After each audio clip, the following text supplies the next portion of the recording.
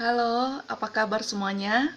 Ibu berharap semua tetap sehat, semua tetap semangat mengerjakan tugas, semangat belajar di rumah, walaupun harus belajar di rumah ya, tapi harus tetap semangat belajar. Semoga kita terhindar dari yang namanya virus corona.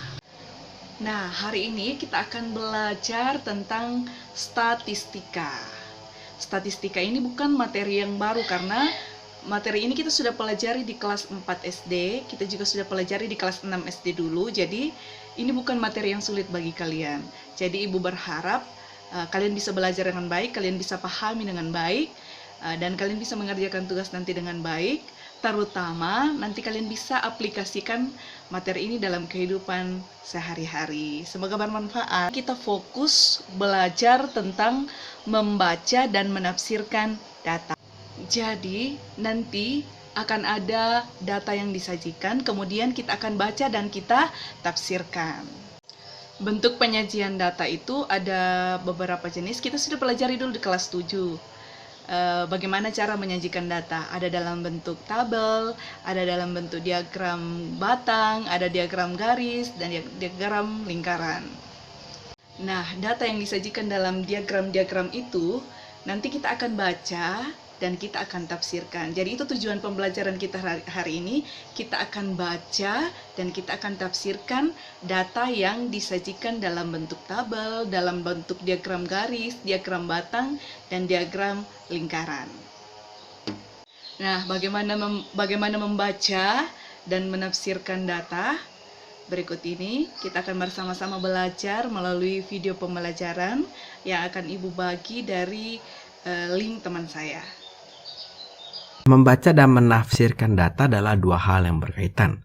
Membaca biasa berkaitan dengan membaca penyajian data suatu statistik. Misalnya kita mau membaca diagram lingkaran, diagram batang, diagram garis. Kemudian kita akan berbicara atau meneliti jumlah, angka, atau nilai statistik yang berkaitan dengan data tersebut. Misalnya kita mencari jumlah tertentu, jumlah dari bulan berapa sampai bulan berapa, angka tertinggi, angka terendah gitu ya. Nah, kalau menafsirkan data itu memberikan suatu kesimpulan tertentu terhadap suatu data. Tentunya kesimpulannya harus bernilai empiris ya, harus ada angkanya dan bukan subjektif. Jadi tidak bisa nanti kesimpulannya, dari data disimpulkan lebih cantik atau lebih menyukai. Nah, itu tidak bisa disimpulkan karena tidak ada ukuran nilai lebih cantik atau lebih menyukai. Nah, kita akan belajar tentang bagaimana membaca grafik, diagram garis, diagram batang, ya, tabel, juga nanti diagram lingkaran. Nah, ini soal yang pertama. Di sini adalah data tingkat pendidikan ayah siswa di sekolah Ijub Prestasi. Nah, berdasarkan data di bawah ini, kita disuruh menentukan banyak jumlah siswa di sekolah Ijub Prestasi. Nah, ini gampang sekali ya. Jadi kalau ini adalah jumlah ayahnya, frekuensi ayah yang tamatan SD, frekuensi ayah yang tamatan SMP, dan sebagainya. Maka untuk jumlah siswa, ya tinggal kita jumlahkan saja. Di sini kakak tidak menghitung anak yatim ya, jadi semua siswanya dianggap mempunyai ayah. Berarti tinggal kita jumlahkan saja. 8 ditambah 14 ditambah 98 ditambah 56 ditambah 23. Ya, ini 22, ini dijumlahkan 154 ditambah 23. Ini nanti jumlahnya 199. Ya, jadi jumlah siswanya ternyata ada 199 anak. Nah, kemudian yang pertanyaan yang B, berapa banyak ayah yang memiliki pendidikan minimal SMA? Nah, nih minimal SMA, berarti harus SMA ikut ya. Minimal SMA, D3, dan sarjana ya. Kalau soalnya lebih tinggi dari SMA, berarti SMA-nya nggak ikut gitu ya. Atau maksimum paling tinggi SMA, maka nanti SD, SMP, SMA. Maka untuk pertanyaan yang B, tinggal kita jumlahkan saja ya. Ini jawabannya adalah 98 ditambah 56 tambah 23. 98 tambah 56, 154 ditambah 23, 177 ayah gitu ya, yang pendidikannya minimal SMA. Jadi masih gampang ya, itu hanya membaca saja. Nah, ini yang sering keluar tuh soal-soal seperti ini. Ya, ini kakak di sini punya diagram lingkaran. Ya, di sini adalah data siswa yang mengambil ekstrakurikuler di sekolah Ijup Prestasi. Berdasarkan data ini, tentukanlah persentase siswa yang mengambil futsal. Nah, pertanyaan B dan C itu tidak berkaitan ya. Jadi angkanya pasti beda. Nah, kemudian kita kalau melihat soal seperti ini, kita mau menghitung persentase. Nah, jadi nanti bisa dua tampilan nih. Tampilan dalam bentuk persentase atau tampilan dalam bentuk derajat. Kalau persentase berarti jumlahnya 100%. Ya. Artinya kalau kita mau menghitung bagian yang futsal, ini gampang banget. Tinggal 100% dikurangi ini nih, 24%, ya. Dikurangi 16%, dikurangi 21%, dikurangi 10%, gitu ya. Nanti ini adalah 100% dikurangi berapa ya? 71%. Sehingga nanti hasilnya itu adalah 29%. Nah, jadi persentase siswa yang mengikuti ekstrakurikuler futsal itu ada 29% ya. Kita dapat dari sini, kita hitung nih, dikurangi saja persentasenya. Untuk pertanyaan B, nah kalau ketemu seperti ini, total siswanya kan 200. Berapa banyak yang mengikuti futsal? Total itu, nah ini kita akan menggunakan yang seperti perbandingan ya. Jadi nanti yang ditanya per yang diketahui dikali frekuensi yang diketahui. Nah, yang ditanya itu kan yang mengikuti futsal, dia itu 29%. Dibagi yang diketahui itu total murid, berarti semuanya. Itu adalah 100% dikali frekuensi yang diketahui. Frekuensi semuanya adalah 200 ya. Ini boleh dicoret. Ini jadi 2. Maka 29 dikali 2 hasilnya adalah 58 anak. Nah, coba ya. Jadi formatnya seperti kita belajar perbandingan di kelas 7. Nah, ini adalah berarti untuk pertanyaan C, ya berarti yang ikutin PMR itu adalah ini yang ditanya per yang diketahui dikali frekuensi yang diketahui.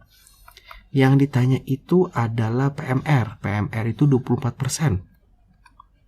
Dibagi basket. Basket itu 16%. Dikali frekuensi yang diketahuinya itu adalah frekuensi basket 10 orang. Ya, ini boleh kita coret. Ini dibagi 8. Ya, dibagi 8 jadi 3/2 dikali 10. Ini dibagi 2, 5.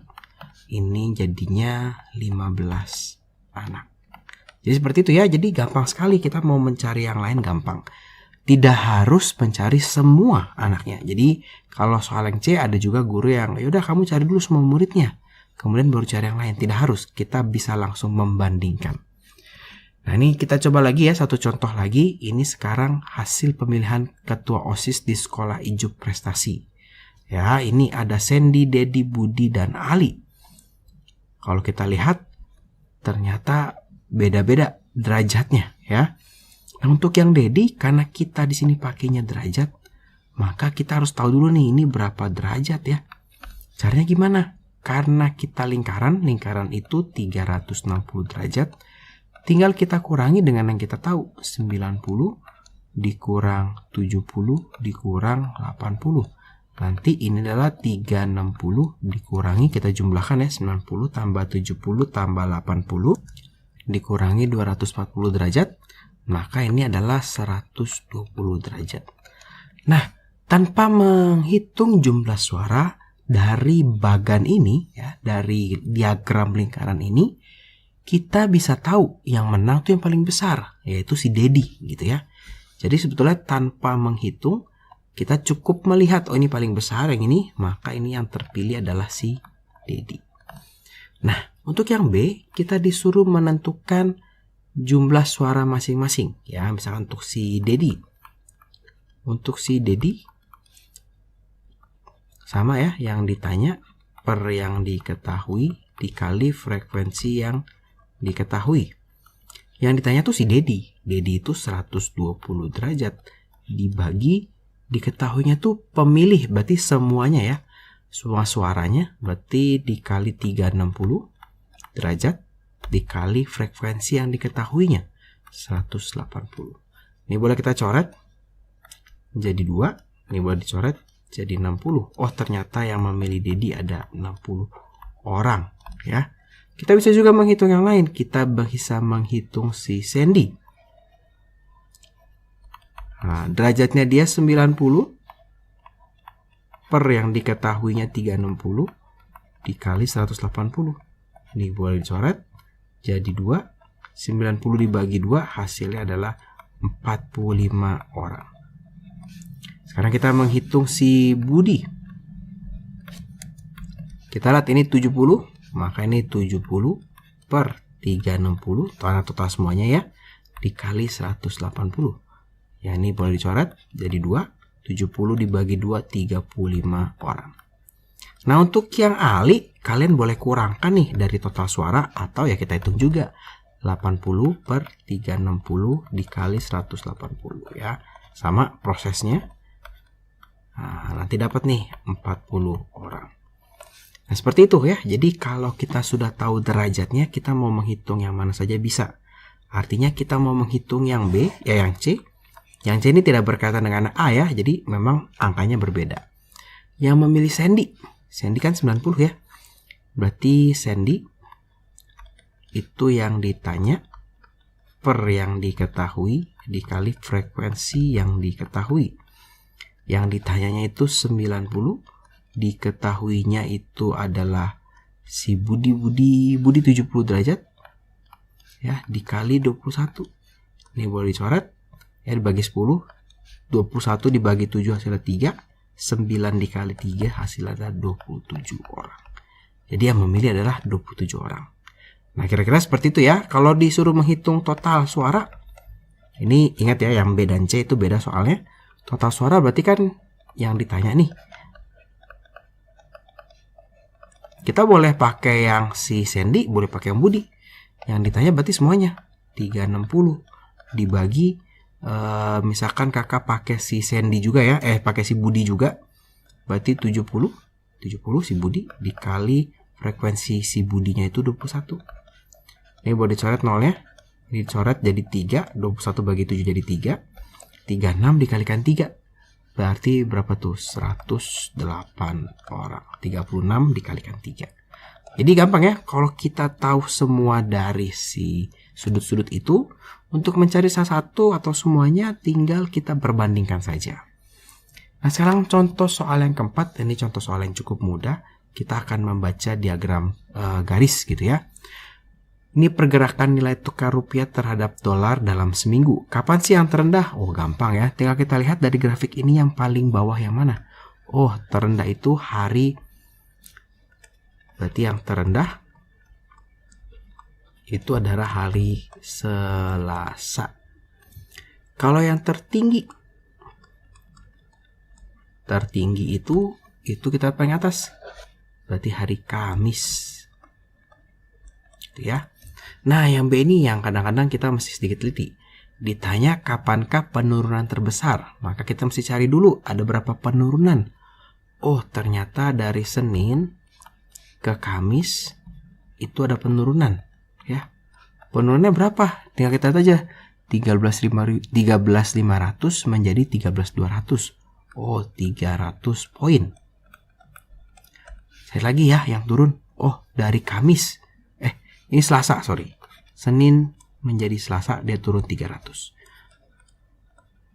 Kamis menjadi Jumat, itu dia turun 14.50 ke 13.850. Tinggal dikurangi, hasilnya 200 poin. Nah, artinya penurunan terbesar itu terjadi pada hari Selasa. Gitu ya. Bukan pada hari Senin, pada hari Selasa. Dibandingkan hari sebelumnya, dia turun paling besar. Kita coba contoh soal yang kelima. Di sini kita disuruh memperkirakan harga. Berdasarkan grafik telur di samping, taksir kira-kira harga telur pada minggu kelima. Ya, ini tinggal kita kira-kira aja ya. Ini nggak mungkin jawabannya 17.000 kan dia turun. Nggak mungkin 16.500. Tidak mungkin 14.000. Nggak mungkin di bawah si ini kan. Masih belum di bawah si 15.000. Ya, kalau kita tarik garis, nah ini masih belum di bawah ini nih.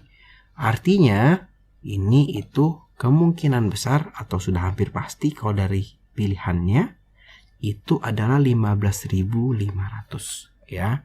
Gampang. Nah, kita coba soal yang ini. Nah, ini kita sudah mulai menafsirkan data. Ini berat badan adiknya Ijup nih ya, dibandingkan dengan kriteria anak sehat. Jadi yang atas ini adalah kriteria anak sehat. Ini adiknya Ijup ya. Nah,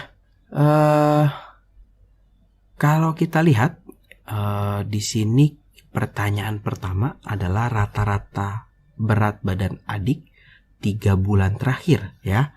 Berarti bulan 8, bulan 17, bulan 16. Nah, kita sih sedikit bermain tentang rata-rata. Kita belum belajar ya, di video kakak-kakak belum kasih. Kalau kalian nontonnya secara urut, rata-rata itu adalah jumlah nilai dibagi jumlah data. 3 bulan terakhir datanya itu adalah nilainya 10,4, 10, dan 11. Yang kita masukin aja nih. 10,4 ditambah 10 ditambah 11 dibagi jumlah datanya ada 3. Nah, ini hasilnya 10 ditambah ini berarti 31,4 dibagi 3. Hasilnya itu adalah 10,47. Nah, ini kakak pakai pembulatan ya. Dapat dari mana kak? Tinggal 314 ya dibagi dengan 3 ya. 1, 3, 0, 0. Ini kan 1 nggak bisa dibagi ya. Terus 4-nya turun, 14 itu berarti 4 ya. 12 kurang ini 20, 6, 18. Nah, ini nanti 66 terus. Tapi ingat kita ada 1 di sini ya, ada koma di sini. Nah, 10,47 gitu ya. Nah, itu adalah rata-rata berat badan adik Ijup 3 bulan terakhir. Nah, berdasarkan grafik, ini termasuk balita yang apa ya? Sangat sehat, cukup, atau tidak sehat gitu ya. Sebetulnya kalau kita lihat mungkin, nah ini yang agak sedikit harusnya kakak memberikan acuan ya. Kalau sangat sehat itu di atas berapa besar, sehat itu di atas garis berapa besar, cukup pas di garis gitu ya. Kalau tidak sehat berarti di bawah garis ya. Jadi kalau kita lihat di sini maka kesimpulannya adik Ijup termasuk balita yang tidak sehat atau kurang sehat ya. Kalau cukup itu di garis misalnya, atau cukup itu di garis dikit. Nah, kakak di sini kurang memberikan batasan tidak sehatnya di mana, cukupnya itu kalau rata-ratanya berapa dan sebagainya. Tapi sementara bisa kita simpulkan dia tidak sehat. Harusnya kakak memberikan soal yang lebih spesifik gitu ya. Nah, kita coba contoh soal yang ke-7. Di sini adalah data rata-rata ulangan kelas 7A dan 7B gitu ya. Ini 7A matematikanya rata 7,1, IPA-nya 7,2, bahasa 7,8, IPS 6,9. Di sini dikatakan nilai rata-rata mat A kelas 7A tidak lebih baik dari kelas 7B. Ya, kalau tidak lebih baik itu berarti dia di bawah atau sama. Ya, tapi kalau kita lihat ini pilihan ganda ya. Kelas 7A itu di atas. Secara nilai dia di atas 7,1. Walaupun beda 0,1, tapi dari data disimpulkan kalau dia lebih baik dari kelas 7B. Berarti ini bukan. Nilai rata-rata IPS paling rendah. Ini tidak dijelaskan rata-rata IPS secara keseluruhan atau bagaimana. Tapi kalau kita lihat, ya kalau di 7A paling rendah. Tapi kalau di 7B, nah ini bukan paling rendah gitu ya. Paling rendahnya matematika. Berarti ini juga bukan. Nah, ini nilai yang C dan D itu yang mungkin akan benar, tapi kita butuh mencari nilai sesungguhnya ya. Jadi kita mau cari nih, untuk yang C kita mau cari rata-rata. Atau kita mau jumlahkan dulu nih ya. Ini kita bikin kolom jumlah. Kita bikin kolom jumlah 7,1 ditambah 7,2 tambah 7,8 tambah 6,9. Ini kalau dijumlahkan hasilnya adalah 29. Yang bawah kita jumlahkan nih. 70 tambah 7,5 tambah 7,3 tambah 7,4. Ini hasilnya adalah 29,2. Nah, lebih tinggi si B sedikit. Nah, berarti kalau kita cari rata-rata 7A, Ini nanti 29 jumlah nilainya dibagi jumlah datanya 1, 2, 3, 4 dibagi 4. 29 dibagi 4 tuh 7,25 ya. Nah, terus kalau rata-ratanya si 7B ini adalah 29,2 dibagi 4. Nah, ini pasti lebih tinggi nih. Hasilnya itu adalah 7,3. Maka kalau kita lihat nilai rata-rata A 7A itu lebih baik dari 7B, enggak ya. Dia lebih rendah nih. Dia 72,9. Jumlah nilai 7B lebih tinggi dari jumlah nilai kelas 7A. Nah, ini dia yang benar. Ya, jadi dia secara perhitungan walaupun sedikit lebih baik, ya, cuma 0,2, tapi secara nilai memang dia lebih baik. Tidak bisa terbantahkan kalau statistik itu. Ya. Nah, sekarang kita coba contoh soal yang ke-8. Nah, ini adalah grafik nilai ulangan IJUP dalam 5 kali ulangan. Nah, kita di sini suruh menentukan apa yang bisa kita simpulkan. Ada 4 pilihan. Apakah ulangan matematika lebih mudah? Kita coba yang tidak mungkin dulu ya. Apakah nilai matematika lebih mudah? Ulangan matematika lebih mudah dari fisika. Nah, ini sangat-sangat subjektif ya. Lebih mudah bagi IJUP mungkin tidak juga gitu ya. Kita nggak tahu ya. Sebenarnya mungkin dia merasa gampangan fisika, cuma salah hitung aja, misalnya begitu. Bisa juga. IJUP lebih suka pelajaran matematika. Wah, ini juga apalagi, nggak mungkin banget. Ya, ini lebih suka ini. Nah, karena suka itu nggak ada ukurannya. Nilai itu bukan artinya dia tidak suka. Bisa aja dia sebenarnya nggak suka nih sama dua-duanya. Nilainya nggak bagus-bagus banget gitu misalnya. Bahasa Inggris dia misalkan 90, 100 terus, itu yang dia suka gitu. Tapi itu tidak bisa menentukan juga ya. IJUP sulit mencari contekan. Nah, ini nggak bisa. Ini bukan pilihan yang baik. Nah, berarti tinggal pilihan D. Nilai ulangan matematika lebih baik dibandingkan fisika. Kalau kita lihat sekilas di grafik, nilai matematika selalu di atas ya. Matematika selalu di atas nih. Dibandingkan dia selalu di atas. Ini juga selalu di atas walaupun beda dikit. Selalu di atas. Selalu di atas. Selalu di atas.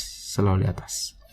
Jadi tanpa menghitung. Nah, kalau naik turun, mungkin kadang-kadang fisika di atas, kita harus menghitung rata-ratanya. Rata-rata matematika berapa, rata-rata fisika berapa. Kita bisa menentukan mana yang lebih baik. Tapi kalau di grafik ini sekilas sangat jelas, kalau dihitung rata-ratanya pun pasti matematika lebih baik. Karena semua nilainya ada di atas fisika. Nah ya, jadi jawabannya untuk soal yang ini itu adalah yang D. Nah, kira-kira seperti itu ya bagaimana kita membaca dan menafsirkan data. Yang sering keluar itu yang ini. Nih, nanti sering banget keluar di esai atau di pilihan ganda gitu ya, sering banget keluar.